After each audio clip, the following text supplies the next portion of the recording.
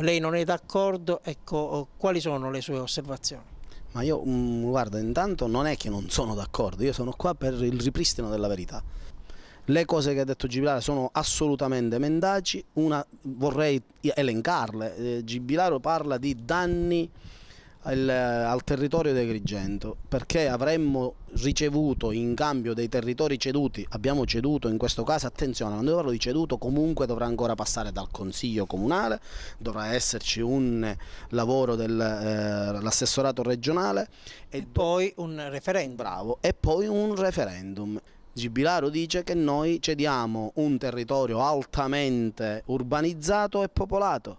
Vero è che quel territorio è stato urbanizzato e sappiamo tutti come e quando è stato urbanizzato. Parliamo di Favara Favara Ovest. Ovest, parliamo di un territorio che ad oggi non ha nessun servizio gestito dal comune di Agrigento. I servizi vengono gestiti in quel territorio dal comune di Favara, ad oggi ancora.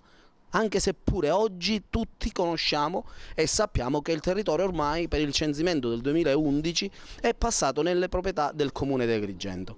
Gibilaro parla di territorio, che noi cediamo un territorio altamente urbanizzato e riceviamo un territorio con terreni solo ed esclusivamente a vantaggio, terreni incolti. Quindi con una ricaduta negativa per quanto riguarda i tributi, l'entrata tributaria. Ma è assolutamente falso, perché noi non riceviamo nessun appezzamento di terreno incolto. Noi riceviamo, ne abbiamo dato mandato oggi alla stampa, abbiamo dato mandato al nostro responsabile del sito di pubblicare l'accordo.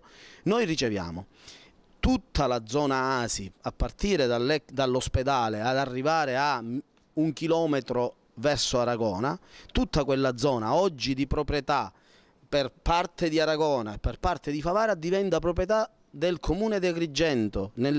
Assolutamente Agrigento oggi non fa parte dell'ASI, domani farebbe parte dell'ASI. Il comune di Agrigento non perde assolutamente sulle tasse, perché le abitazioni ricadenti nel territorio di Favara Ovest, guarda caso si chiama Favara Ovest, direi io al consigliere Gibilaro, le abitazioni sono tutte prima casa, mentre i capannoni che noi andremmo a ricevere sia da Aragona che da Favara sono tutti capannoni industriali, e tutti sappiamo che l'IMU in quelle zone, in quelle attività, viene pagata per 2-3 volte addirittura tanto. Gibilaro poi punta l'indice anche sul piano regolatore generale, ci sarebbero delle ricadute negative per quanto riguarda lo strumento urbanistico. Sa che il PRG è stato approvato, è stato deliberato nel 2009.